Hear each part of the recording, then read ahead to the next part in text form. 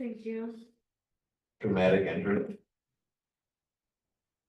I'm still on to do the. All right. So really, to be honest. Wanna do-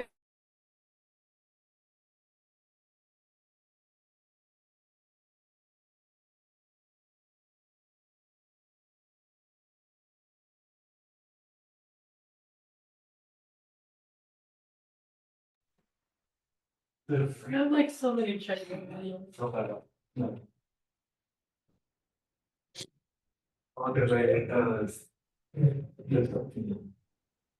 Doesn't work out our way.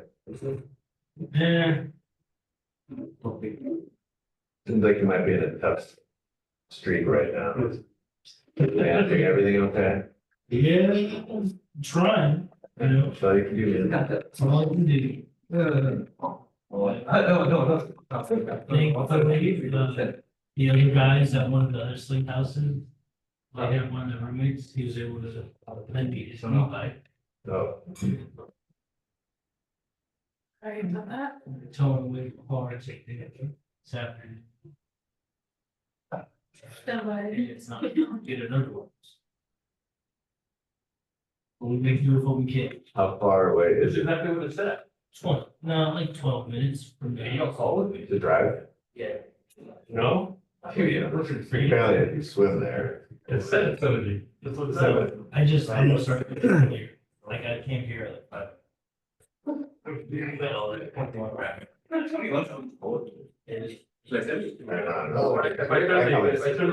gonna get hot in like 5 minutes if you guys are gonna.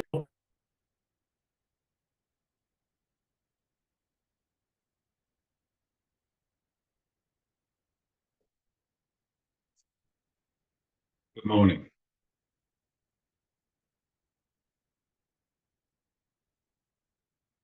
Are you hearing me, Corey? Leave that door open. There it is. It is. Jan, can you hear me okay? I can. Can you hear me? Sorry guys, you guys have such a green sweater. It's literally summer. It's gonna be like. My microphone wasn't working, so I tried a different source. If you can hear me, go ahead and just let me know. Okay, perfect. Yeah, I mean, Sometimes I'm for the 9 flight, there's like 5 minutes of traffic, it's a little 125. No worries. Merge thing. If you can't get it to work, that's totally fine. 5 minutes drop on. what is it, like time-wise? I'll try to keep the chat open, or I'll check the chat as often as I can if you do type a question or comment. Pretty clear and then just Can you hear me now at all? traffic. No. I just got an email, 113. Play, like when I leave after that. a link to somebody. So I'm sitting in that 125 merge going south for like And then whatever bridge. 10 minutes. There's no bridge traffic just because it's all everybody's leaving town instead of coming back in. So I would just gotta, like, there's just ever an accident that happened or something, and it's just like, oh yeah. the bridge is. Hear me now there's by any no- chance? there's Yeah. no- Yeah. Besides like the strand, but then Oh, yeah, the yeah. whole 5 is back up. So then you have to just say, or you just go drive around and do something else until the gets back up. It's never long. Copy. 40 minutes. You know, Yeah. 2 Let's go. Can you hear me now by any chance, Corey? Yeah, as long as you just set 65, you don't bring like too many, you don't burn too much gas, but. All right, folks, how are we doing today? I cool. Small class, 2 others on Zoom. If you want to close the door, I'll leave. Appreciate it. Do they adjust the temperature? No, they just said, suck it up. Wait for summer. Fair enough. Extra clothes. She should be. I think she's debriefing right now. All right, so we are on week 2, day 5. Today is going to be aeronautical decision making, which is going to be a smaller PowerPoint, but very, very important in the grand scheme of things. As far as your time here, time as a CFI, or time and later down the road in your aviation career, aeronautical decision making, or referred to as ADM, is going to be very, very important. So we're going to go through this. After we go through ADM, I'm probably going to have you guys do the quiz, the QR code again. After the quiz, we can run through a weight and balance with like a shift, different examples. So we drop a passenger off at an airport. How does that change the weight and balance? We burn fuel. How does that change the weight and balance? So calculating the takeoff weight and balance and the landing weight and balance. We'll go through an example like that after probably after the break. So we'll go through this. We'll do the QR code quiz, take a break, come back, do weight balance examples, and then we can talk about whatever we want to talk about. So Like feelings, yeah, feelings and tacos. yeah. So anybody have any comments they want to make right off the bat before we get started? Good to go, perfect.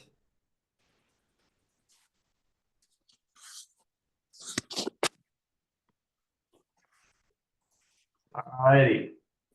So a little bit about aeronautical decision making, why it's important, why we do it.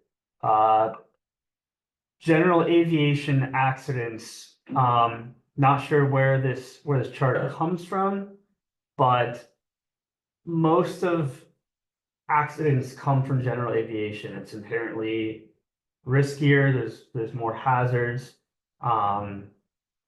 In this little diagram right here, we have 3.5% of accidents happen on pre-flight and taxi.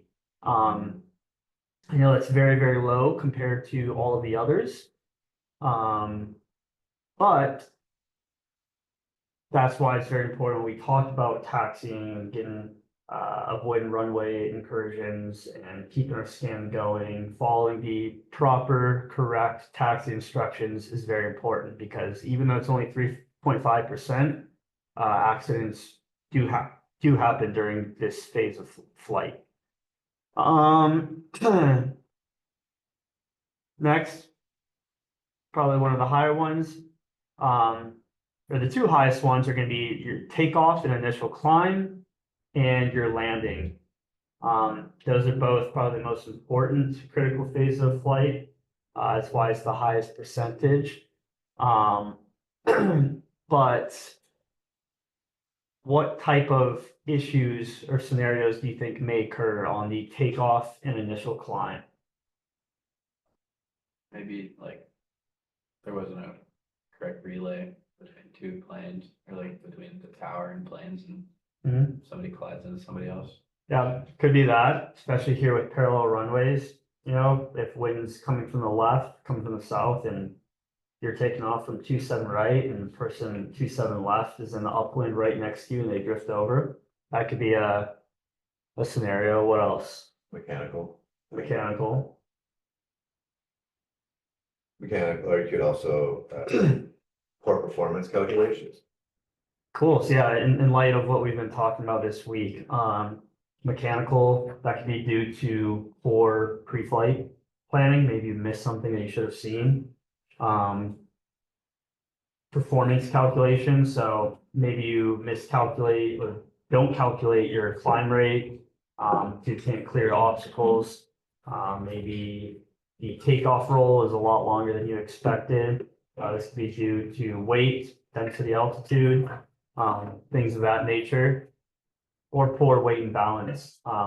Weight and balance, maybe you have too far aft CG and you can't correct for it by bringing the nose down, and it puts you into a power on stall, which is why we practice those.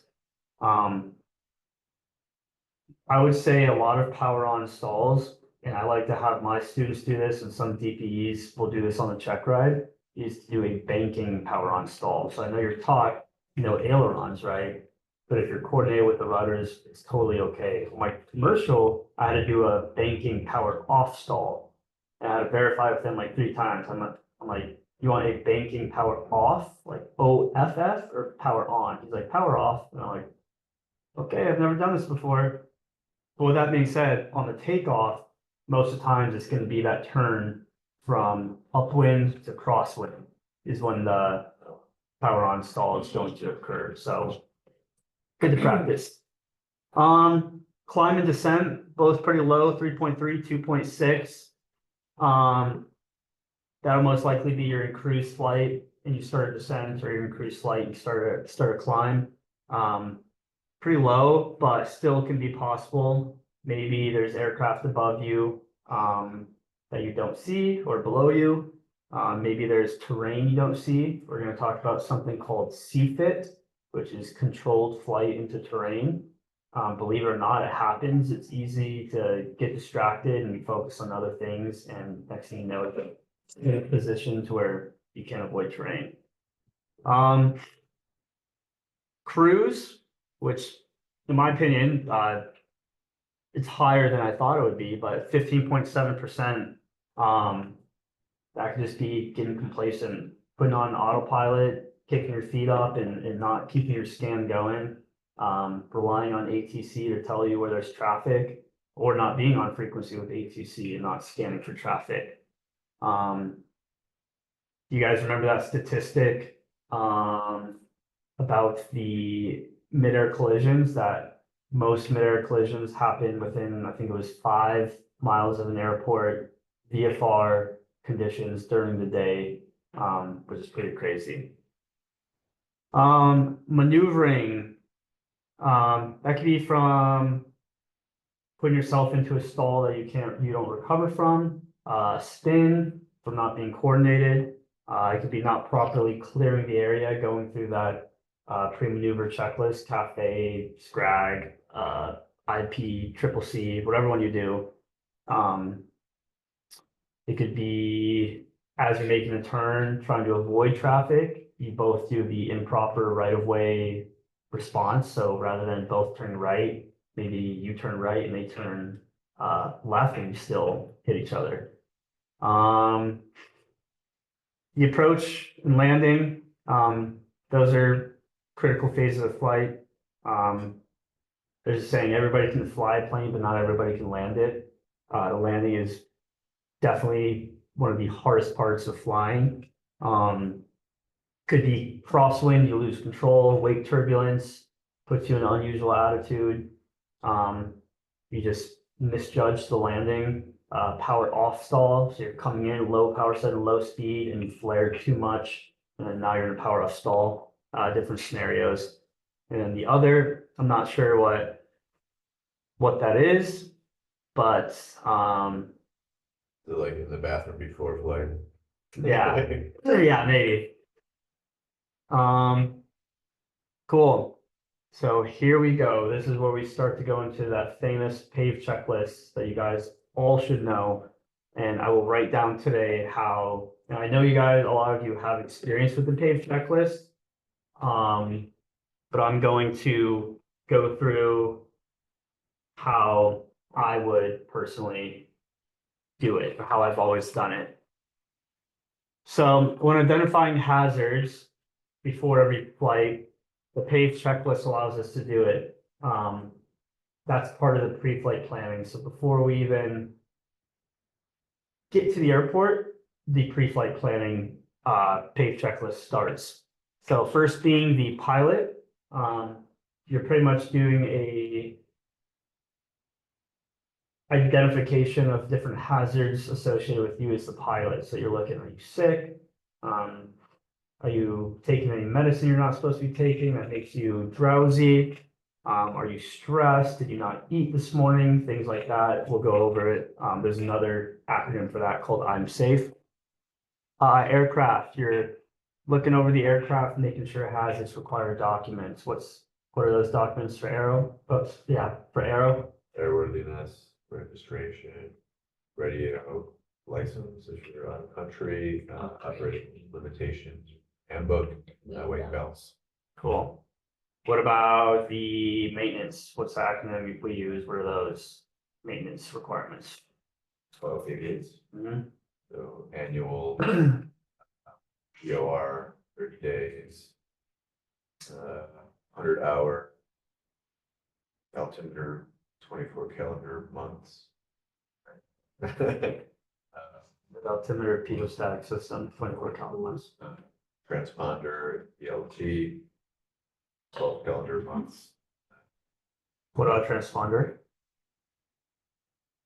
12 calendar, sorry, it's half its life. Transponder? It's like, 24 calendar months. Did you say it or no? no, I think I went to the ELT. Okay, yeah, transponder 24 calendar months, and then ELT 12 calendar months, half of battery life, 1 hour of continuous use. And then what's the last one? 88s. Specific to Sling, issued by the manufacturer. No service bulletins. Yep, service bulletin, safety bulletin, and ADs, which we don't really use those, but I would mention both. Yep. And then what's the, you don't have to list them all out right now, but what's the regulation and the acronym for the VFR day and night equipment? 205, 91205. tomato, flames, flaps. Yep, 8 middle flames plus flaps. So that's gonna be the aircraft for identifying any hazards associated with the aircraft. The environment is for the V. That's where we're looking over 91-103 NW craft. And then lastly, external pressures.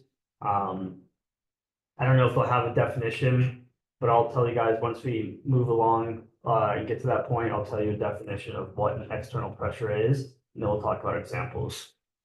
That's the easiest part of the PAVE checklist. So I'm gonna start writing as we sort of talk. We're going over the PAVE checklist, and we have the pilots. First thing we're doing is we're looking at ourselves. So we use an acronym called I'm safe.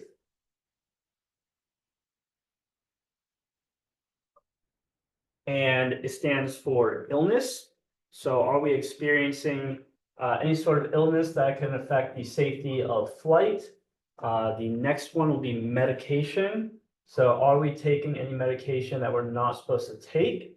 That either is just banned by the FAA for pilots or might cause any sort of side effects that would affect the safety. There's like FAA approved medication lists. You can contact your AME to give you more information. Like, hey, I'm having allergies. Am I able to take this medication? Will you raise your hand? No. Okay, you're like this, so. Well, I have a question too. Okay. Can we talk about the basic meds afterwards or no?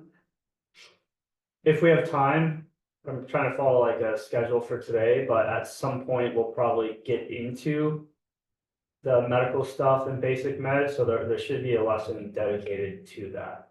Okay, because I think they said it's included in the pilot, no? Well, you'll want to talk about your medical certificate, but that's one of those things. Are you going to be asked about basic med on your PPL check ride? Probably, I was. Do you have a basic med? No? So why dig yourself a hole? Remember, check rides and face checks are all about answering that question and keeping it simple, right? And to the point. You don't want to go down a rabbit hole of other things. So we will get around to it, but let's try to get through today and we'll see. Stress. So are we experiencing any sort of stress at home, at work, here at flight school? There's two different types of stress. There's going to be acute and chronic.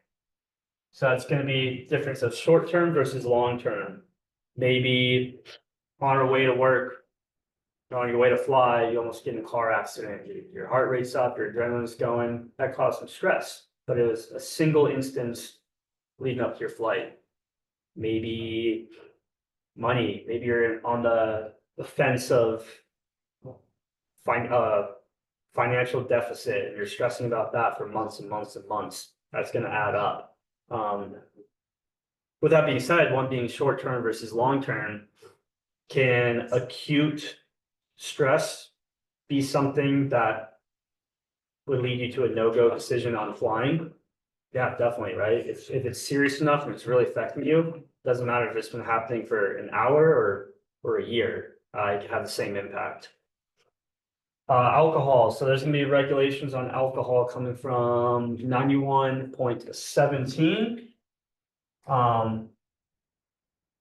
The three things that you're gonna want to know about alcohol is it's going to be a 0.04% blood alcohol content. 8 hours bottle of throttle, meaning your last drink, from your last drink to the time you fly, there has to be 8 hours. This doesn't mean go and chug a handle of Tito's at 7 hours or 8 hours and 1 minute, before your flight. But your last drink is supposed to be 8 hours. I like to give myself a personal minimum. You can bump that up, like, all right, if I know I'm gonna have a bunch of flights tomorrow, or just a single flight, maybe 12 hours before or 24 hours before your last drink will be. And then no side effects, so no hangovers. Maybe it's been 16 hours since you've had your last drink. Maybe your blood alcohol content is less than 0.04, but you're deathly hungover, you're throwing up. That then resorts to the illness. Like they go hand in hand. So these are the rules about the alcohol. Next we have fatigue. So this is whether or not you're tired, how you've been sleeping. Once again, there can be acute and chronic. So maybe you didn't get good sleep last night because the dog was barking. Maybe you've been struggling for sleep over the last week or two. Most likely, the chronic fatigue is going to affect you more in the long run. But if you didn't sleep good last night and you're really out of it and your motor skills are a little slowed down, you're a little just delayed with your thinking, maybe not a good idea to fly. And then last is eating / emotion. So have you eaten a balanced diet? Have you eaten 3 meals today? Did you eat a meal before your flight? I know when I don't eat, maybe I'll get a headache or a stomach ache or something if you don't eat. So that'll once again resort to illness. You want to make sure that you're eating. And then lastly, emotion. Are you having a good day? Are you sad?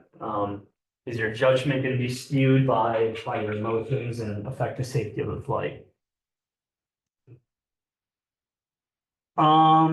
So I don't usually include this when I'm writing out and talking about the paved checklist, the pilot section, but the I'm air checklist, these are going to be the hazardous attitudes. Have any of you seen the hazardous attitudes in Kings yet? Cool. So we have, did somebody say something? Sorry. Okay. We have anti-authority. They use the phrase "don't tell me" to remember this. This is somebody who doesn't want to follow the rules. They don't think rules apply to them. They don't take advice about regulations and stuff. But the antidote to that is to follow the rules because they're usually right. Rules are in place for a reason. The next one is impulsivity. So this is remembered by do it quickly. This is somebody who wants to get it done, do it quickly, and just not think before they do. Antidote is not so fast, think first. So slow it down. There's no need to rush, no need to just get it done. Impulsivity can lead to mistakes. The next hazardous attitude is going to be invulnerability.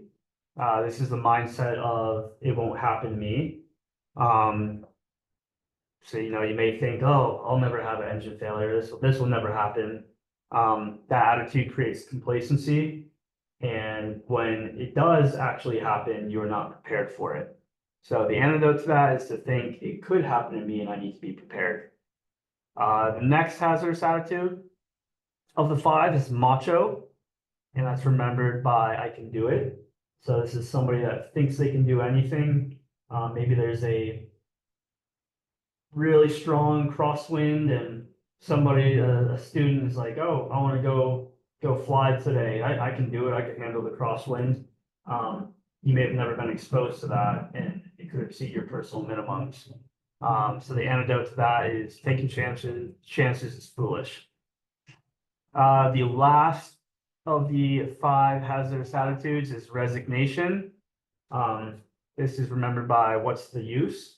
So this is somebody who thinks they're helpless and they can't succeed or they can't get themselves out of a situation. They give up. So just to resolve that, think to yourself, you're not helpless and you can make a difference. These are the 5 hazardous attitudes which we want to avoid.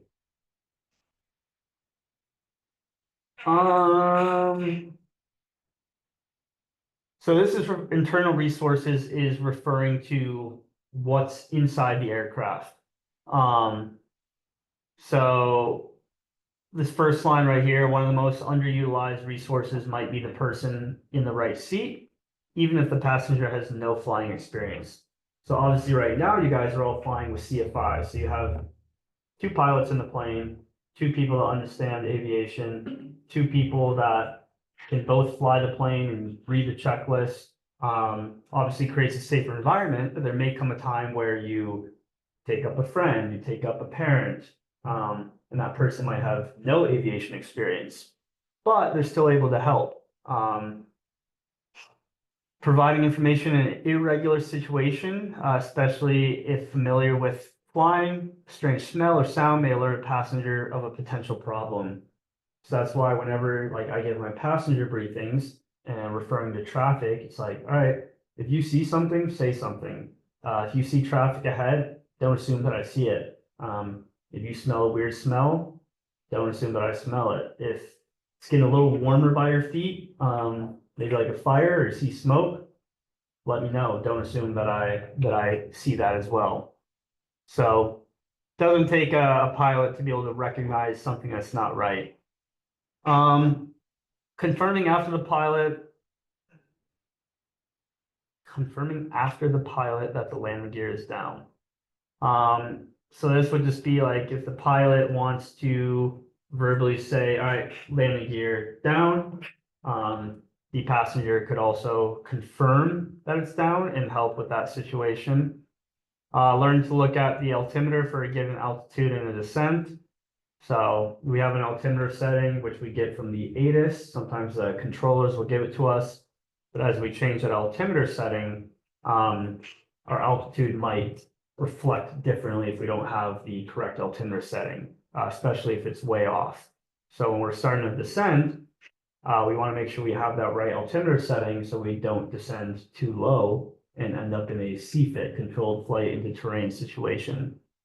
Listening to logic or lack of logic. So this could be ATC telling you to do something which doesn't quite sound right. Go ahead and question it.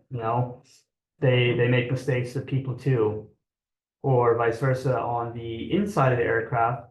Maybe you as the pilot or the person you're flying with say and decide to do something and you're like, I don't think that's the best idea. Like it doesn't sound logically correct. Maybe we should think about a different approach.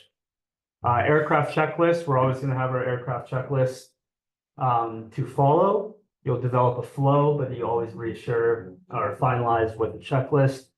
The POH, Pilot Operating Handbook, will always be in the little glove compartment. Also a good resource to have with emergency situations or any questions about aircraft performance parameters. Charts and GPS, and then iPad and forward flight. So these are a few things that we have the luxury of having. That doesn't mean rely on them. Use them as like a supplemental resource. They could be very, very beneficial in case of emergencies. And you want to utilize them. So don't rely on them, but utilize them in case if needed. The charts and GPS, we have that in the aircraft. We have on our iPad, we'll have the chart. If you opt in to bring a paper chart, you could do that. And then our iPad and ForeFlight's a great resource and has so many different tools that I continue to discover as I fly. So, any questions about our internal resources within the aircraft?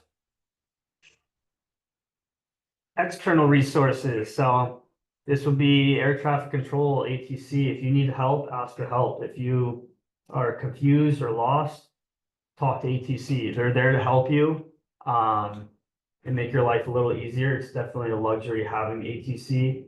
It's a lot more taxing when operating out of a busy non-towered airport to have to continuously make those reports, look for traffic that might not be on your traffic display. So use ATC, they're there for you.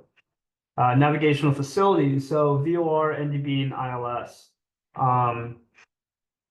The VORs you're going to utilize a little bit as a private pilot, understand the basic concept, but they can be used for their whole purpose is navigation. They connect Victor Airways, which are essentially roads or highways in the sky. So if you ever end up lost, you can find your way to a VOR. And once you get to your lost procedures, you can do VOR triangulation to pinpoint exactly where you're at. NDB, we're not going to really worry about that. And then ILS, you're really not going to worry about that now, but it's pretty much just the instrument landing system. It's the guidance for coming in to land. It'll give you lateral and vertical guidance, but you won't do that until instrument. And then other pilots on CTAF for the practice frequency. What's our practice frequency? 75. 122.75. So that's going to be everybody in the San Diego area. Maybe you're having an issue, maybe you're lost. Ask them for help. And then CTAF, who remembers what CTAF stands for? Right. Yep. And what is that? What is that frequency for? When is it used? No tower, Yep. So non-tower airports or a tower goes out, or like. closes. Yep. Or a tower closes, like here at Gillespie.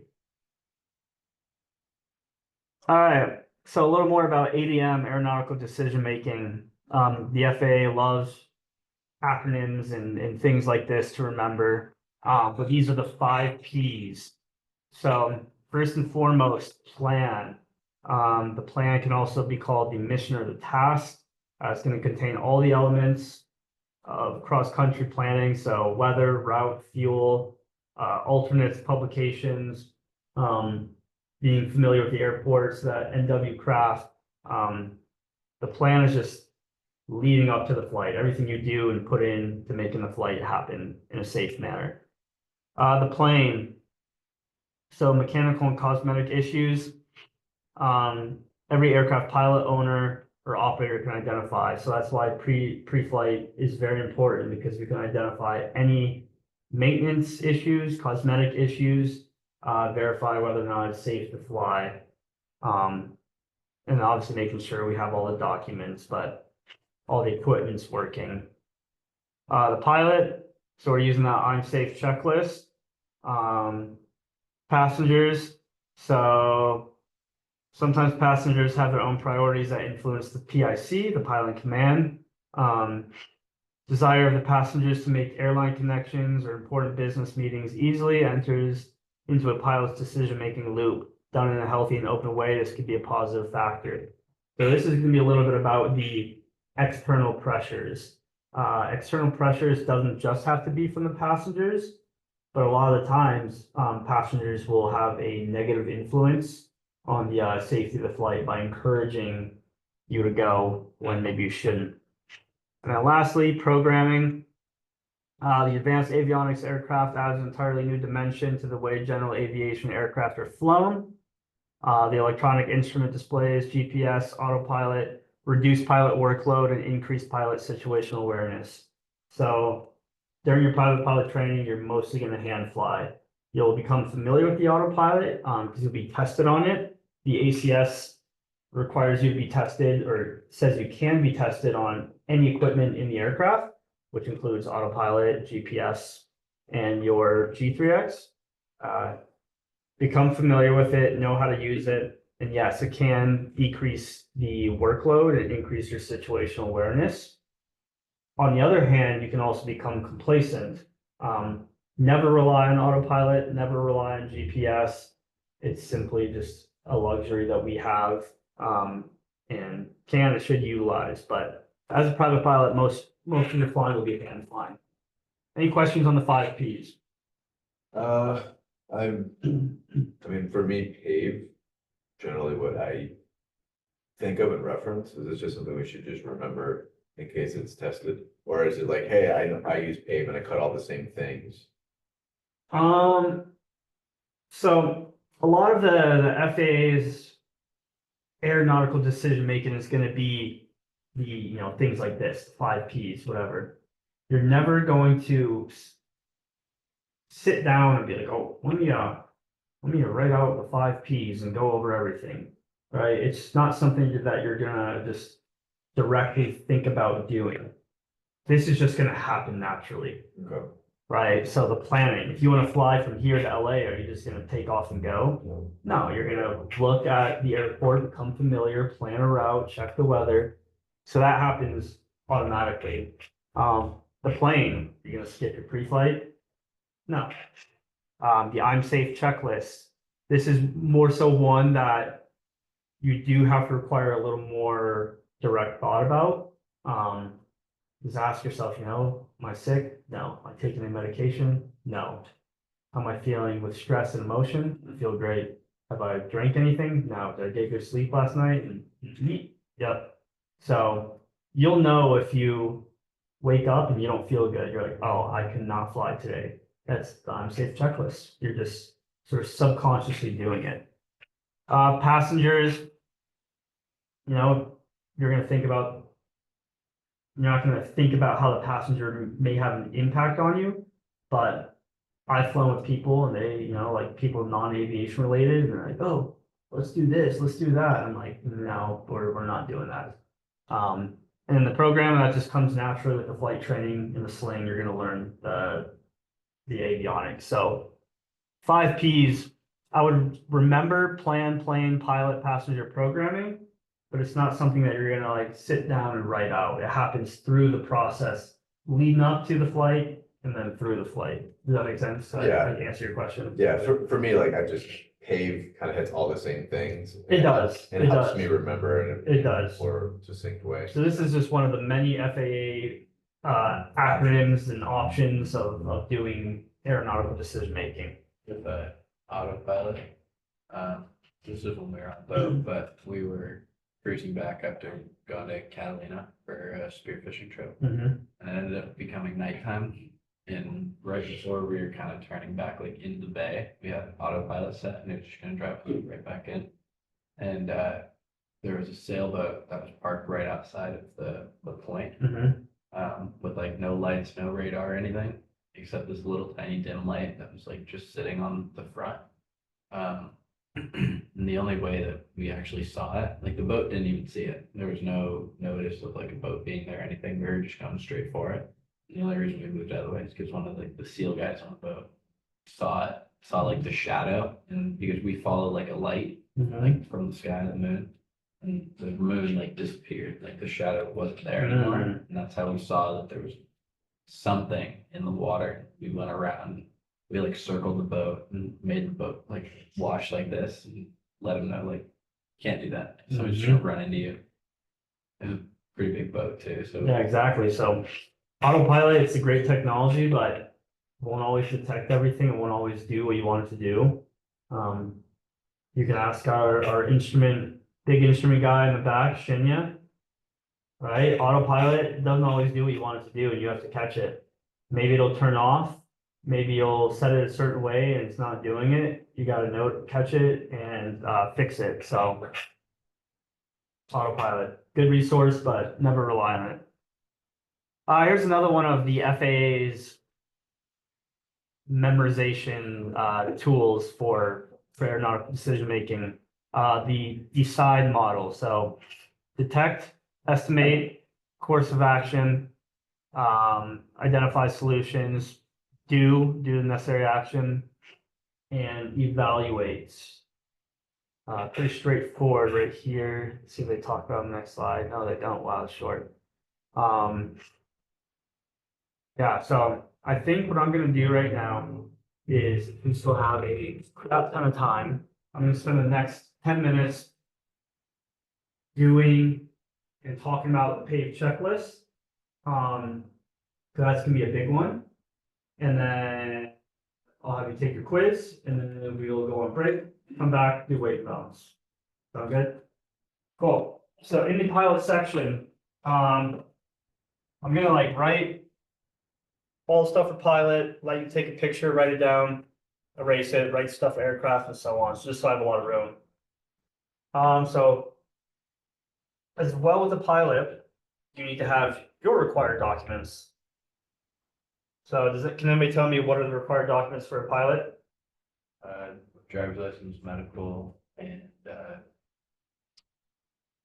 your, pilot certification. Yeah, so specifically a government issued photo ID. So it can be your driver's license. It can be your passport. That's what I use. Can it be your birth certificate? It's government issued. Doesn't have a photo. Your medical certificate and your pilot's certificate.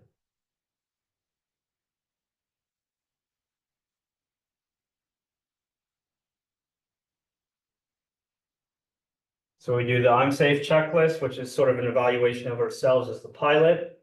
Talk about all these specific things. Our required documents, so government issued photo ID, medical certificate, and pilot certificate, or student pilot certificate. This is also probably where they're gonna ask you about the medical stuff. So maybe basic med, but most likely they're gonna ask you about your medical that you have. So everybody here, I assume, has maybe a first class medical. Anybody have anything different? Second, so when he answers this with a first class medical certificate, they might ask, okay, if you're under 40, how long is that valid for? 12 calendar months. What about if you're over 40? 6 calendar months. What happens after those 6 or 12 calendar months? Well, it drops down to a third class for, the remaining 48 calendar months, because a third class is valid for 60 calendar months. If you're under 40. For you, they might say, okay, what about you being under 40, over 40? How long is a second class valid for? Under 40, can't remember, but over 40, because that's me, it's a year. So it's the same for both for the second class. So over 40, under 40, 12 calendar months. And just remember, calendar months different than a year.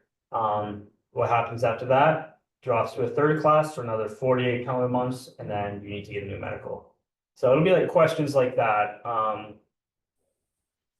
And then pilot certificate, this is probably where they'll ask about student pilot privileges and limitations. So what are you not allowed to do as a student pilot? Can't carry passengers, besides CFI. Can't fly in a Class Bravo airspace unless you have an endorsement.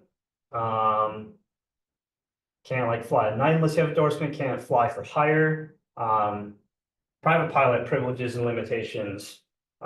What can and can't you do as a private pilot? Well, you can't fly for higher compensation.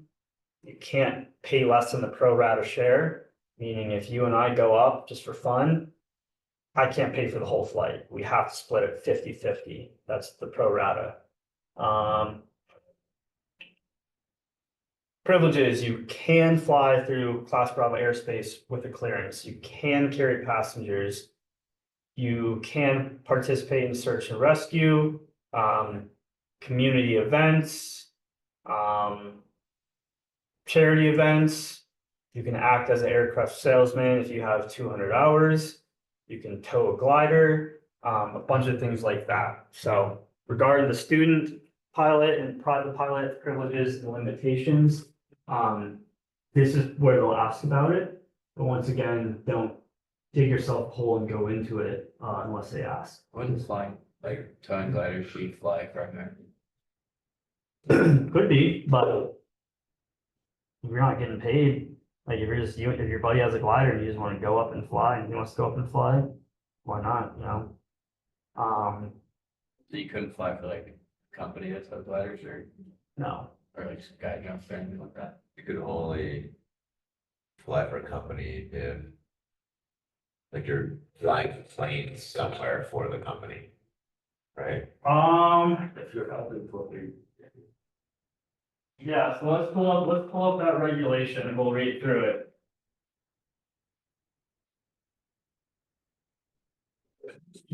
Let's see. We also don't have to go like to it. No, that's fine. We have time. Corey, you want to use it? You have it open? Just tell everybody, oh, no, I want to find the official FAA. This is like the post. But that is not to be used to look up required information, so It's on here. so you 6151 should be 61 113, so private pilot privileges and limitations for pilot and command.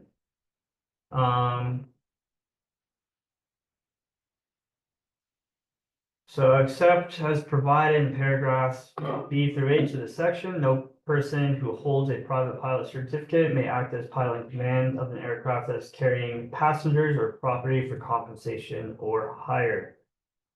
Nor may that person for compensation or hire act as a pilot in command of an aircraft.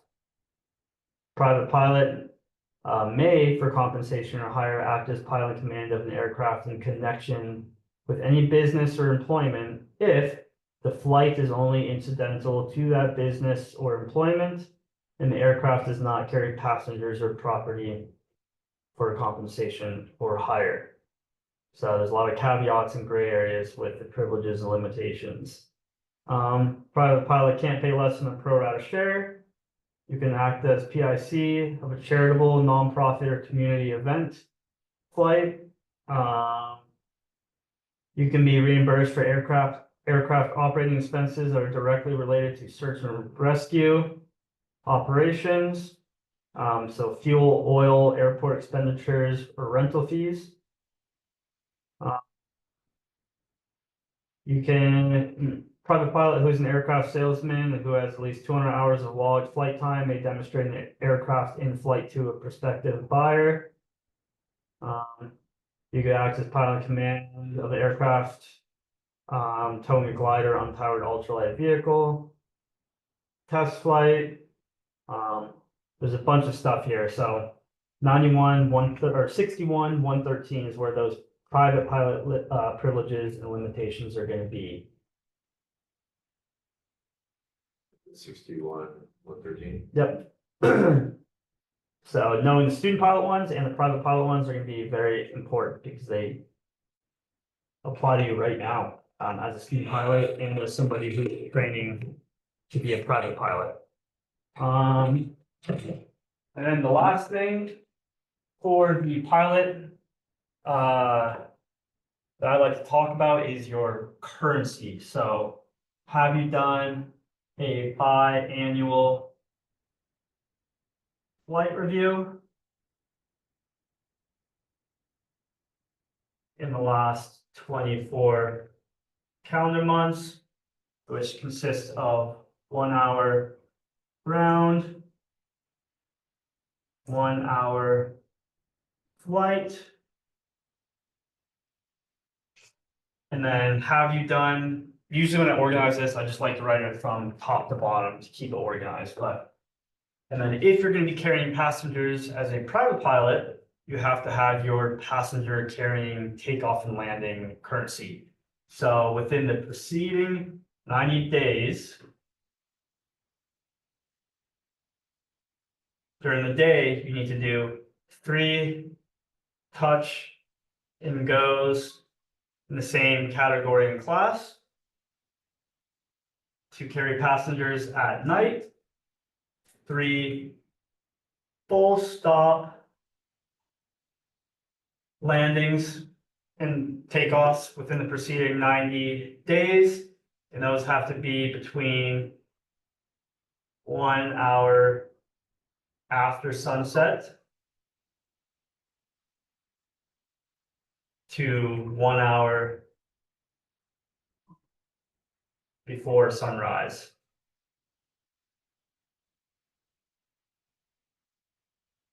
So this is the passenger carrying currency, and then this is the flight review currency for you to act as PIC.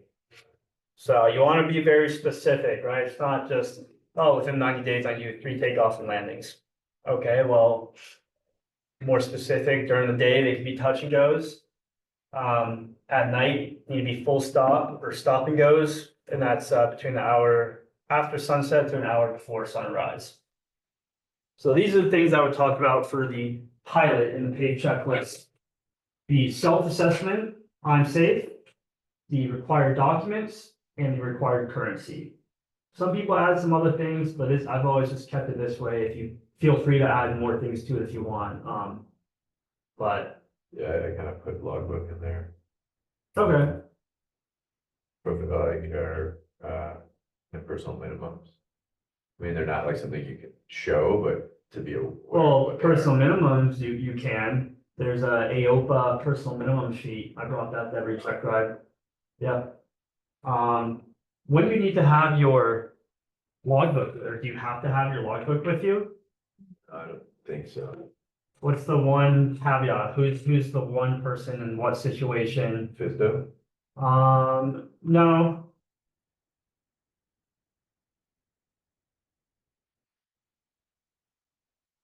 What about Yeah, they're right. a student pilot that's flying solo on cross countries? Trying to find the regulation. Oh, you would probably need an endorsement. If you need an endorsement to conduct the flight, you would need your logbook. Yep. So that would be Bravo. And Bravo, solos, street night. Right. Do you need an endorsement for night flight? Yeah. Yeah, so you have to have an endorsement that night flight or night training was conducted. You have to have an endorsement as a student pilot to go, multiple endorsements to go do your first solo, solos after 90 days, solo cross countries, solo route planning. There's a lot of endorsements. Looking at the regulation now.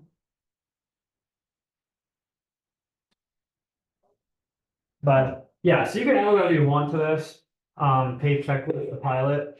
These are just the 3 things I like, because then once you go over to the aircraft, you're gonna have, just like the pilot, you have to have required documents. You have to have the required maintenance, so that's sort of like our I'm safe checklist, right? We have our self-assessment, then we have the health assessment of the aircraft with the maintenance, and then required equipment, and then pilot required currency. So I like to keep the 3 things for this and the 3 things for the aircraft to stay organized. All right. The AOPA official minimum sheet, you can just probably Google that and find it. Yeah, yeah. All right, everybody, quiz time.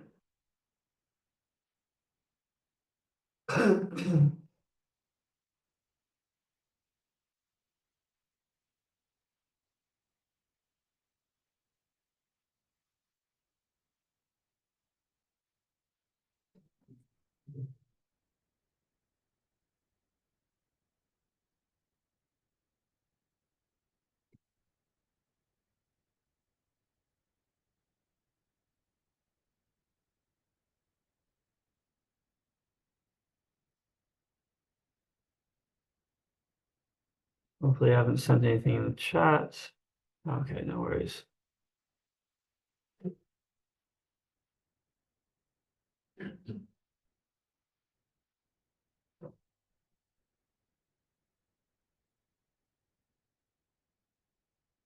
Cool. Francesca and Jan, are you guys able to scan this QR code? You just type in the chat, yay or nay.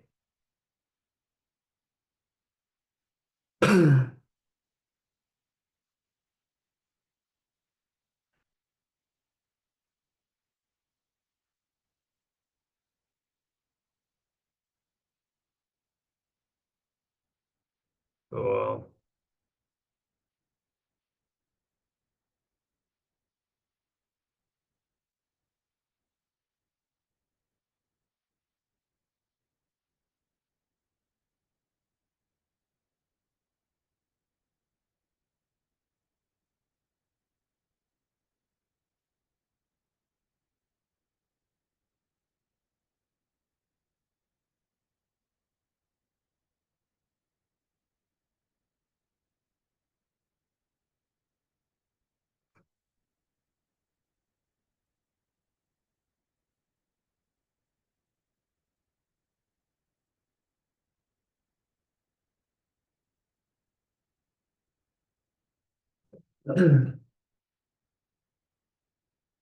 Oh, you got the quiz up?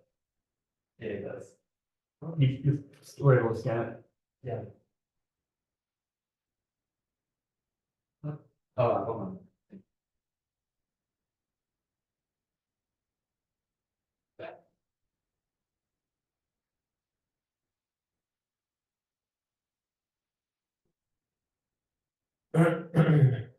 If anybody has any questions, please let me know.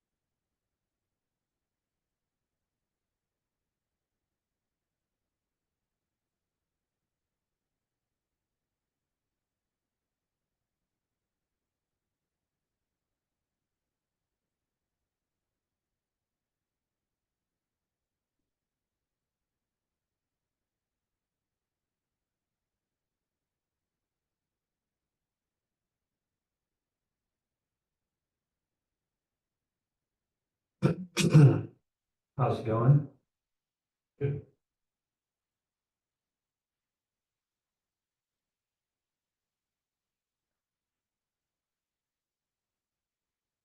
I better see 95% or better.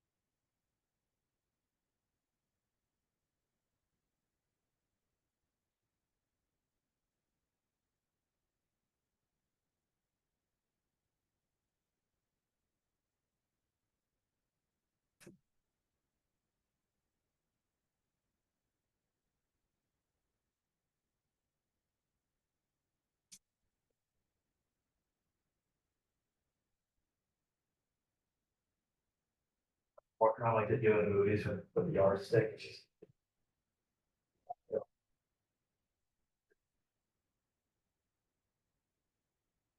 I only got the spin one. Hmm? I only got the spin one.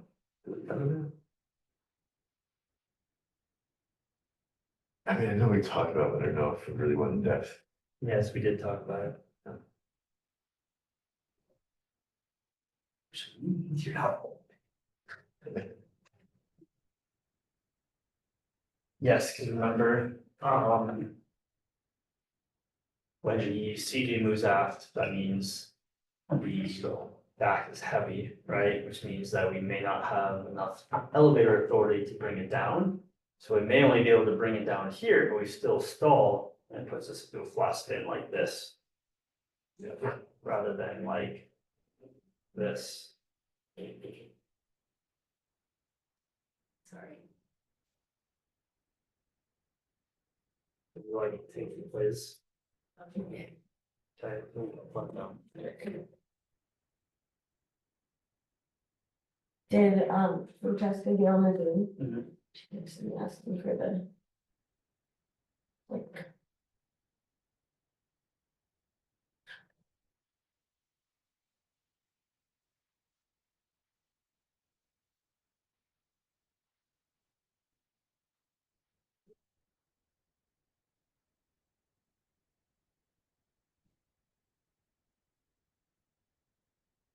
Wanna erase this?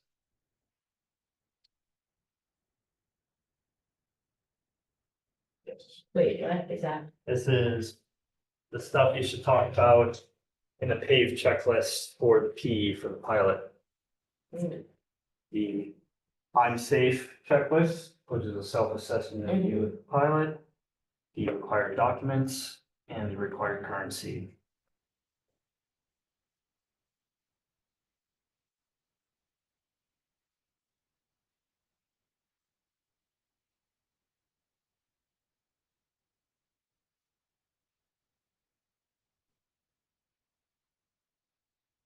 I'll let you guys work on it for a little bit.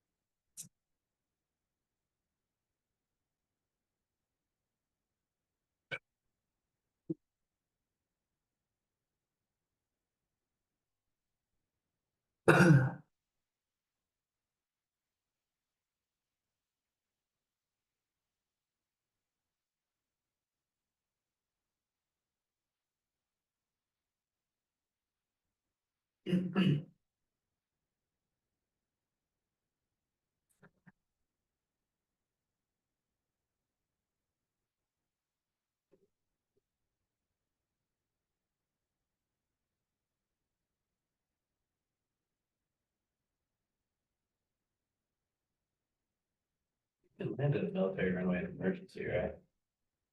Oh, I should have. Sorry. Really gonna figure out, are you? I am.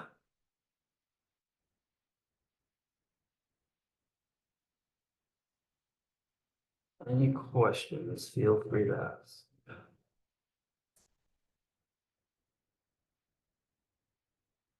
I only charge $1 per question, so.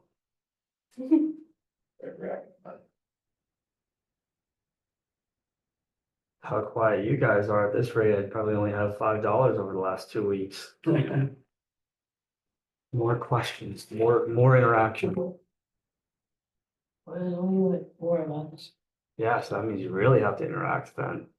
And we're all smart, so we don't wonder. Mhm. Yeah, I was asking all the questions. Good.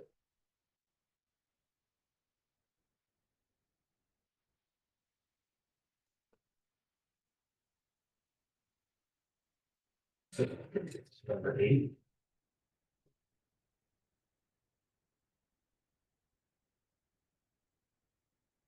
Okay, so Vortex, right? Yeah, So we're decreasing the angle of attack. If we're decreasing the angle of attack, how does that affect our stall? it'll be lower. It'll be harder to solve. Right?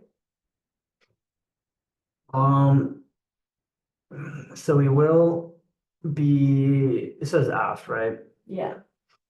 You're right. I just had to think about what you said for aft. It will be lower.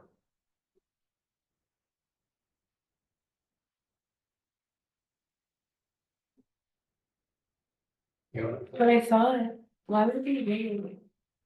I thought if it's aft, the nose wants to go up. Right?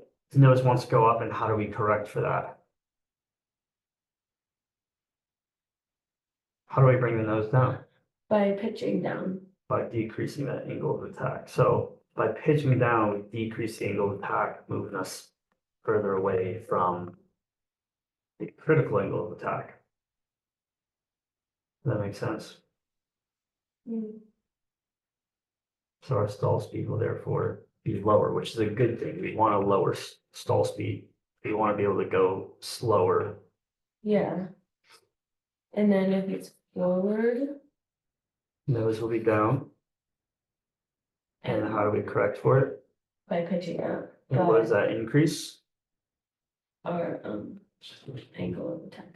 Which puts us closer to the critical angle of attack. That's So where even we though go we're training. straight level flight, So it would be easier to hopefully stall. it will be a higher stall speed. Well, you have to keep it. Because I get it. Because remember, When did you, are you part of the? critical Okay. angle of attack is the point at which we stall because we disrupt the flow of air over the wings and lose lift, right? Yeah. So by being nose down and having to lift it up, we're now increasing the angle of attack. So our airspeed might be, 85 knots, 80 knots, 70 knots, higher than our VSO speed, right? But because we increase the angle of attack, right, here's the nose up, increasing that angle of attack. The critical angle of attack might be right here. So we're in straight level flight, high airspeed. But as soon as we lift it up a little more and exceed the critical angle of Which is kind attack, of normal, like. we'll stall. Start over school, but like. it was- Yeah. Did you finish yours? How are you guys going? When you were here, someone else before. When do you run the highest pace and stuff? I have heard that. Can you do flat spin? Can you do flat spins? Some of you run the highest pace, not doing flat. So which characteristic for the ACV is worse for stall recovery? Structure. Why? Cause, the plan wants to like drop the hand if all that happens, your nose is already so high. Yep, what does the aft CG do we have a longer or shorter arm from with aft CG? Remember the arm, as far as elevator control, measures from where the CG is to the elevator. So if the CG is here, we have a forward CG, it's a lot further. So we have a longer arm. But if it moves here, shorter arm, which means we have less elevator authority or less elevator control. And if we have enough weight in the back, if the CG is far aft, we may not be able to push down, right? To recover, you want to push the nose here. Yeah. But if we have super far aft CG, less elevator authority, we might only be able to bring it here and still be stalling. Yeah, he went away and then And then hence a flat spin occurs. I got, well, That makes sense. Oh, yeah. yeah, and I switched to Corey, I had it, sorry.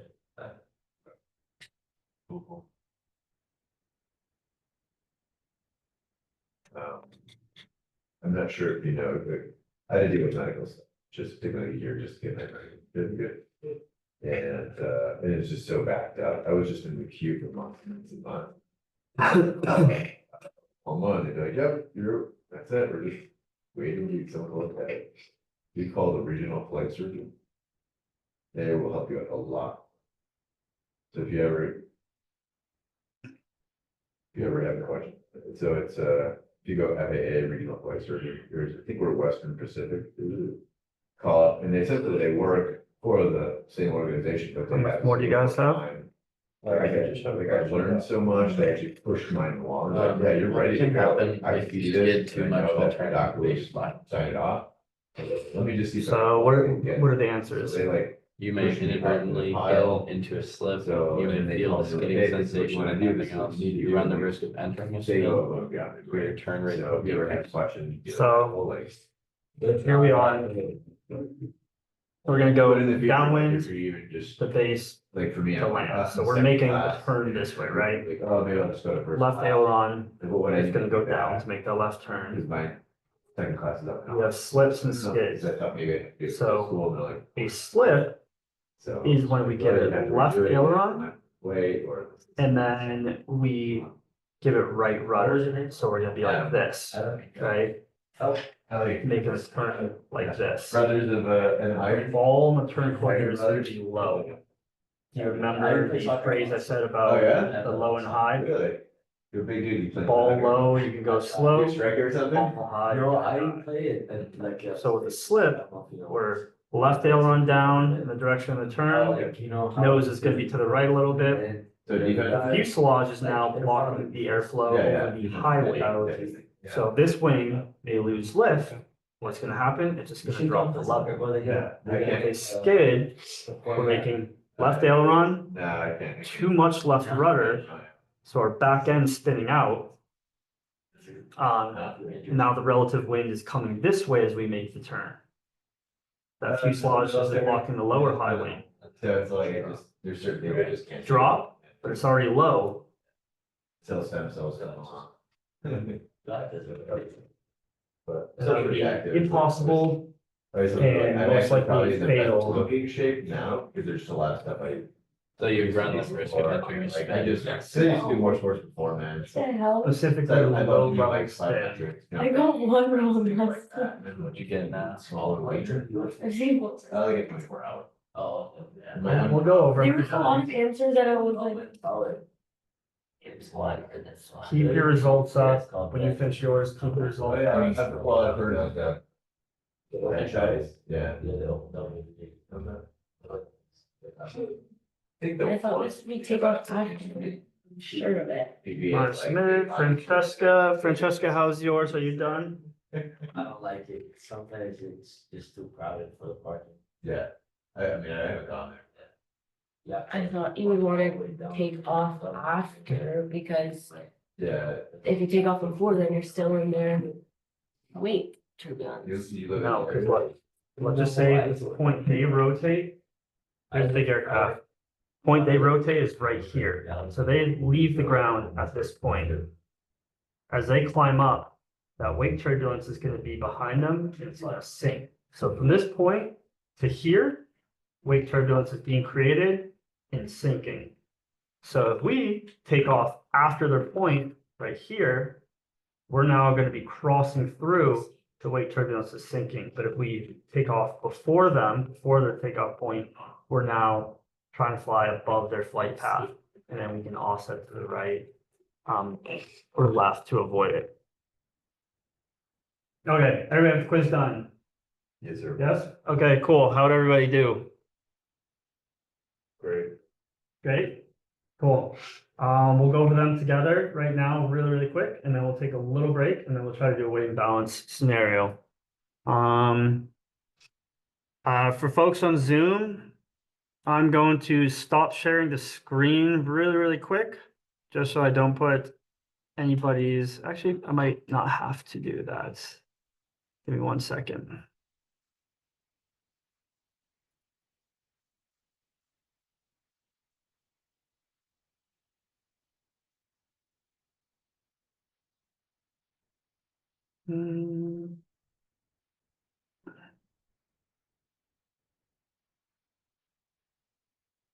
Okay. Does this look like do these questions look like the ones that were on yours? Yeah. Cool. So what are the 4 steps to recover from a spin? We'll go in order. So everybody can get a turn. Number 1, 4 steps to recover from a spin. Remember the Power acronym. idle. Power idle. Neutral rudder. That's it. Everybody agree? Yeah. Cool. JT, number 2, do you have more or less control over the plane's pitch with an aft CG? Less because the arm short. Everybody agree? Yes. Number 3, who has the right of way between a glider and a sling? The glider being slower than speed. Everybody agree? Ollie, what's sling's max service ceiling? 12 so Everybody agree? For those of you on Zoom, I know Jan, you were having issues with your microphone. But for number 5, you can put in the chat. Actually, the chat wasn't working, so just message me. If your EGT number 4 sensor spikes, then stops working, and your lane A comes on, what should you do? Just type A, B, C, or D.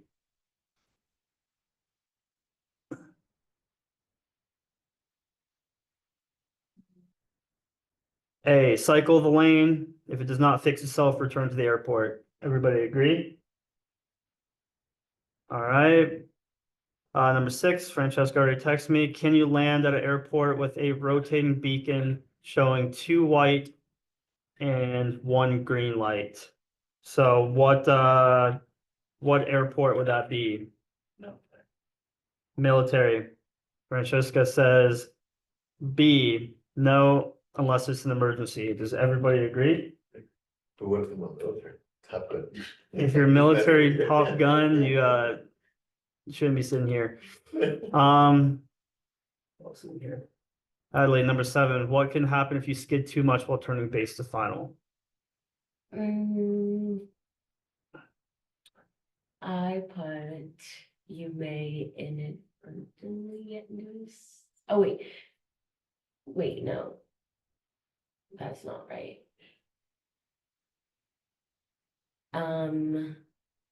You run the risk of entering a spin. Yes. Does everybody agree?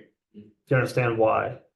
Yes, I can show you with this if you want me to. I know, I understand. Okay. Why. I don't know why I even put 3 sides. Flips are good. Spin. Slips are good, skids are high.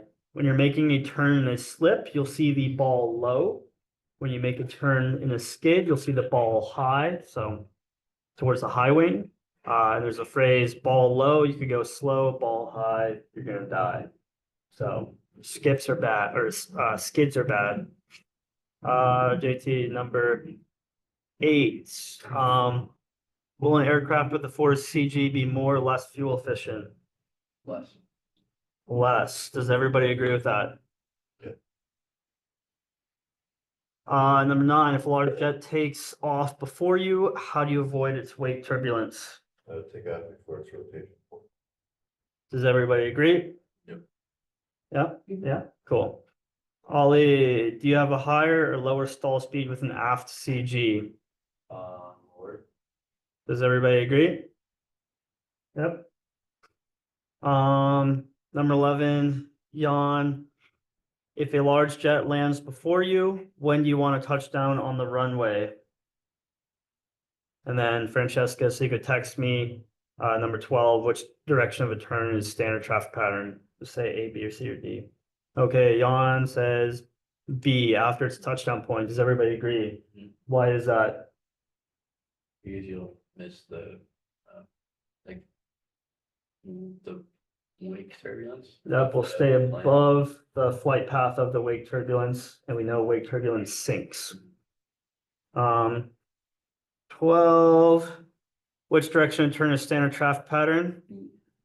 Francesca said B too. Everybody agree? How will we know it's right? How will we know it's like right traffic? Oh, well, it could be, chart supplement. Sectional. Yep, I agree. Chart supplement.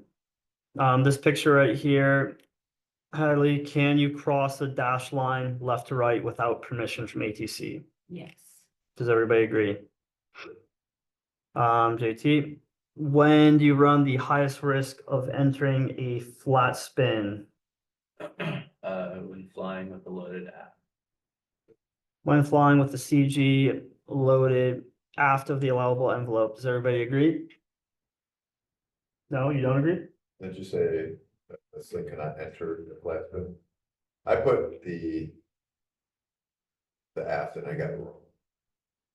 This one, That should. it should be aft. Oh, okay, I'm sorry, yeah. Cool. Yep. Does everybody understand why? Yep. Okay, so yesterday when talking about forward and aft CG, right? And talking about the stabilized versus unstabilized, it refers to the use of the elevator. So with this forward CG being forward here, right? That measurement from the forward CG to the elevators creates a longer arm. So we have more control, more authority, just like with the door. If the CG moves aft, it's now a shorter arm to the elevators, which means we have less authority or less control, just like trying to open the door at the hinges. So with the CG loaded aft, how do we recover from the stall? So we're here in a stall, how do we want to recover? You have to break with the elevator. Break with the elevator, right? So if we're here and we have a shorter arm from our CG to the elevator, less elevator authority, we might not have enough forward elevator to bring the nose here and break the stall. It might stay like in this position, and then that's how you enter a flat spin. Okay, so, Mhm. well, why would that push you into a flat spin? Instead of just being a normal stall? Are you saying like why enter a spin versus just a stall? Yeah. So think of it as like, you know how like when a leaf, so this is not the exact same thing, but when a leaf falls, it's pretty much flat, right? And it just kind of goes like this. So sort of the same thing with a flat spin. We are now not gaining any lift and we're starting to descend. Mm. So the nose doesn't come down, we can't break from the stall and it just enters a flat spin. Okay. It may not be like ridiculously fast velocity, but we might just be falling like this. Okay. Yeah. So any stall but not break, potentially go into it, unless you're in a spin. Yes, if we have a good CG and it would have good stall recovery because we'd be able to bring the nose down and break the stall. If we were uncoordinated and we enter a spin, it would just enter a regular spin. But specifically with that aft CG and that aft, the weight in the rear of the airplane, we can't bring the nose down, so the airplane is just gonna be in this configuration. Yeah. So, but I mean, like, if the elevator malfunctioned, you weren't able to actually push forward on it, I mean, you can do the trim, but like, you have potential of just the similar. It could, I would say that's like a very less likely situation. Because if we do stall, as long as our CG is fine, even us not giving the elevator, it'll still want to come down, so. Number 15, who's on this one? Okay, which of the following is not part of the I'm safe checklist? External pressure, What is that part of? pay objective. Perfect. Ollie, where should you enter the turn for turns around a point? Crosswind, any point at an even radius, downwind or upwind? No, Does everybody agree? Jan, number 17, how do you calculate your moments for weight and balance?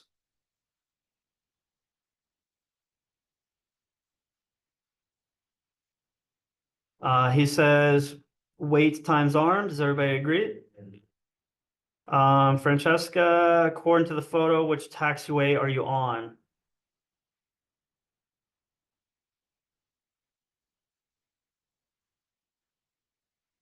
She says taxiway A19, approaching taxiway Alpha. Everybody agree? Yeah. Black square there, yellow ray points the way. Hadley, what's a Sling VNE? Never exceed speed. 135. Everybody agree? Yeah. Can you land at a private airport? No, unless you contact the owner. Everybody agree? Mhm. Adam, number 21. Second one. That's that indicated. Does everybody agree with that? Cool.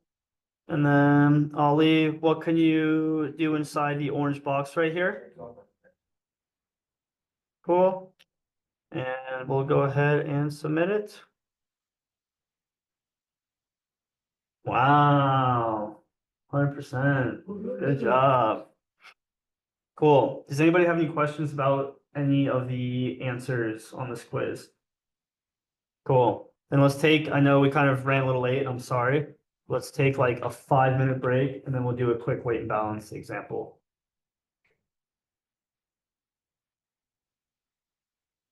we Just get got her license. Oh, she passed? Yeah, she passed. Heck just yeah. now. Good for her. Okay. It was today or was it yesterday? Today.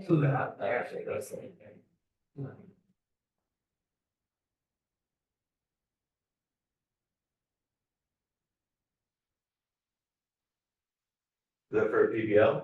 Uh-huh. I'm not sure why the chat isn't working either. Go ahead and log on. Oh. Or log out. There we go. I'm sorry, guys. It's working now. Howdy. Signatures, It went away? signatures went out. Oh, it was there this morning too. Oh, really? Yeah. When I was here at 9. Okay. The winds look weird. We can see how what other people say about the winds. Did you check in up front? Yeah, I did. So yeah, when people come back,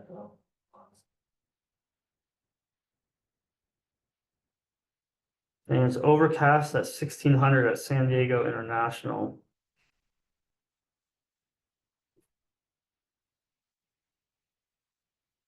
Yeah, the winds are gusting 16. yeah,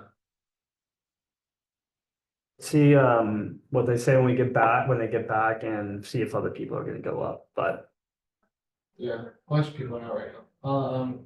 I'll ask John. John. Yeah. What you going over today? we did some ADM, aeronautical decision makings, talked a little bit about like the PE pilot pave checklist. And just did the quiz. And now we're gonna do a weight and balance scenario. For those of you on Zoom, do you still have your weight and balance from class yesterday? Jan, I think, was it yesterday you were on Zoom too, or no? But does everybody have the example we did yesterday? Blank sheet, okay. So if you have a blank sheet, I'm just gonna talk you through what we did yesterday. We did the weigh and balance for 7 9er Tango Romeo. I'll give you the weight for each of them that we came up with. And then if you want to calculate the moment for each of them, and then calculate the CG and calculate the percent MAC. So for pilot and passenger, we have 150 kilograms. So pilot and passenger, 150 kilograms. The front baggage, 0 kilograms. Rear baggage, 3.2 kilograms. Fuel, 76 kilograms, so 28 gallons, 76 kilograms.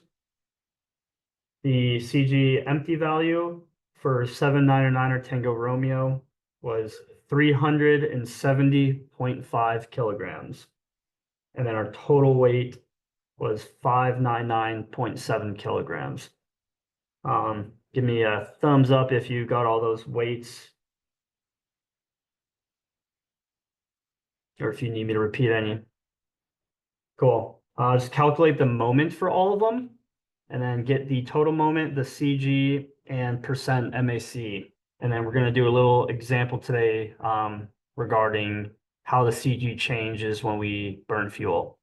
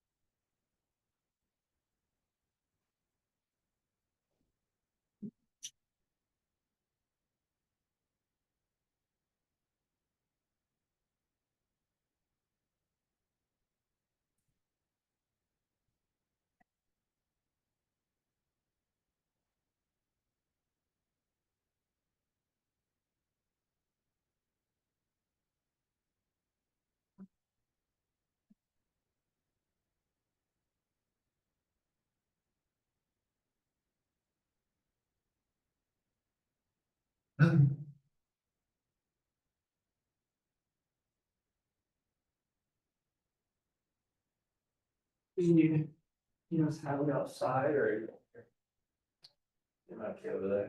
She wasn't outside.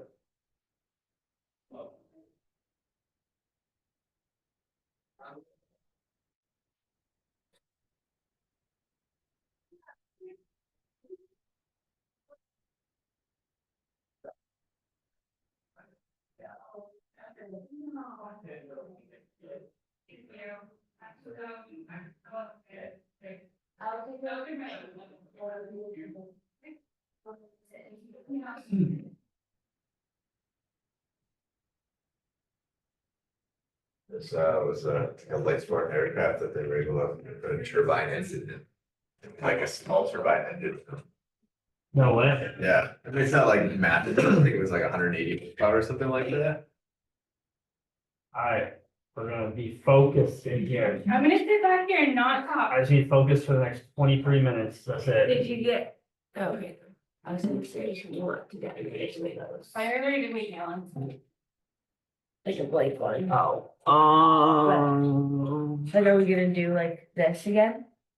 Does everybody still have this or no? Mhm. So we're gonna use this from yesterday, and we're just gonna do a little scenario. Okay. So we determined that our takeoff weight was 597.7 kilograms.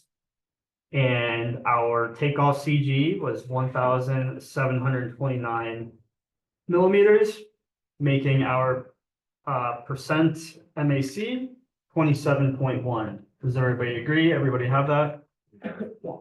Cool, so close your eyes and picture a scenario. You're flying along with your buddy and you are deciding to go to a cool trip and you're flying for a few hours, a bunch of hours actually, and you burn a lot of fuel. Let's just say we burned 14 gallons of fuel by the time we landed. We started off with 28, correct? So 76 kilograms, 28 gallons. We now want to calculate what our CG is going to be and what our weight is going to be when we land with 14 less gallons. So there's different formulas to use, more so like it's on the commercial level. But what we're going to do today is we're just going to work it through step by step. So 14 gallons, how many pounds is that? We're pretty much going to recalculate the fuel weight and the fuel moment, and then add everything up again and recalculate everything. So if we burn 14 gallons, how many pounds is 1 gallon of avgas? Do we remember what it was in kilograms? 2.7 2.7? for 1 gallon. 2.7, definitely. 84 pounds. So 84 pounds. How do you figure that out? 14 times 6. But we're doing it in kilograms, remember? Well, then we convert it. Just to So we're gonna use We're divided by 2.7 as the weight of the fuel in kilograms. So we do 14 times 2.7. 14 times 2.7.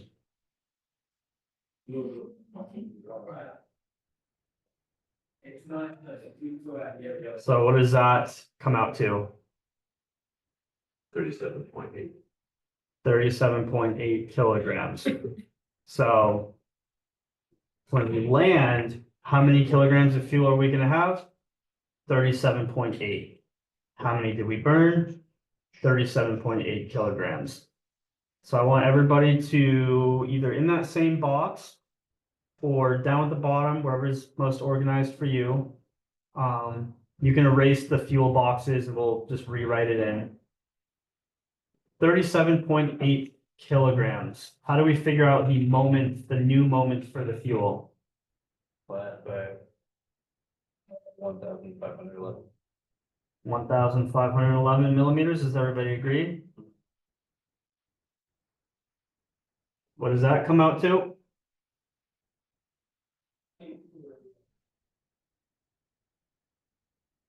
Good back there, Ollie? Good? Yeah, Yeah? I just did my weight, so it's kind of, it's You didn't do the example from yesterday? not your weight, not his weight, my weight, Okay, something different. yeah. Okay. What do we get for the moment for the fuel, the new moment? 57,115.8 kilograms. What is it? Kilogram dot millimeter, so kilogram per millimeter. Is that what it is? Everybody agree? Mhm. Cool, so now what we have to do is we have to add up all the moments using that new fuel moment and find our total moment. So everybody add up all those moments and then let me know when you're done.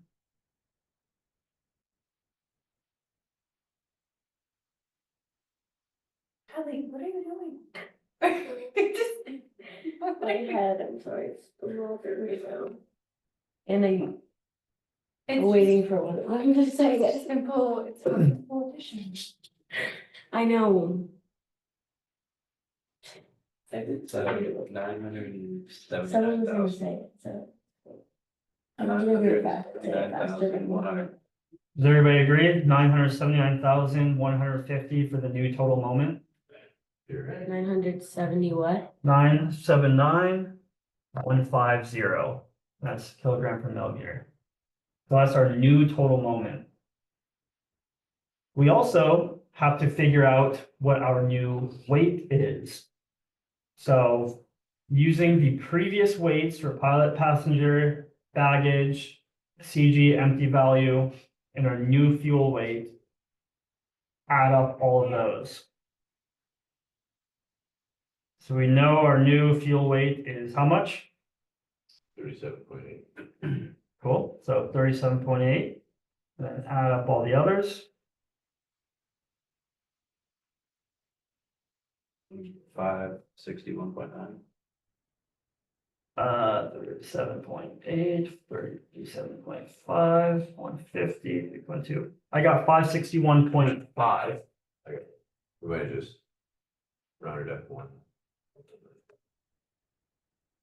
So our new total weight with the new fuel weight after we burned 14 gallons is 561.5 kilograms. But if we burn 14 gallons, we could divide the 76 by 2. I mean, yeah, you could do that, but I want you to walk through to get practice to see how to calculate like new fuel weights. Because it's not always going to be half, right? Yeah, I mean, it makes sense. Yeah. It makes good point. Concepts. Yeah. Everything is concept.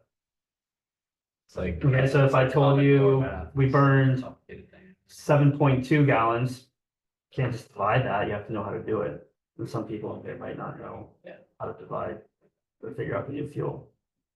So 561.5 kilograms. Everybody agree? How do we figure out our CG, our new CG?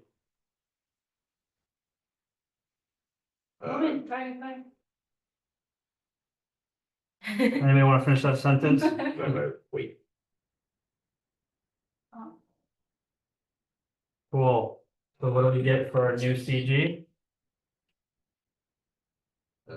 rounded up to 1744 millimeters.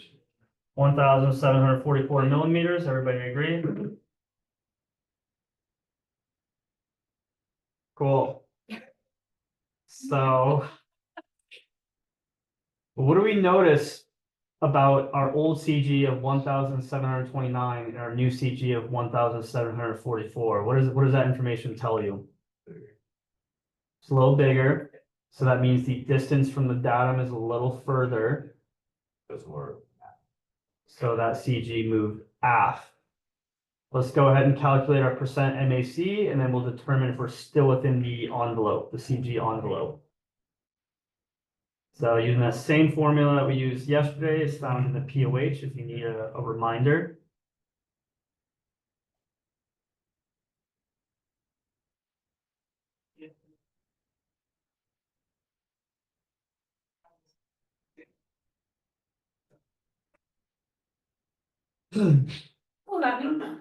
Chris is.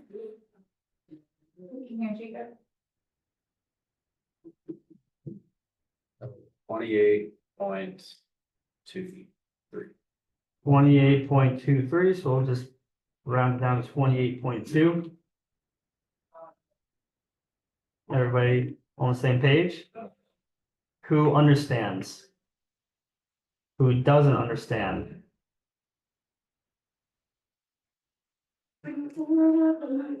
So from this information, burning some fuel, we see that our CG moved aft.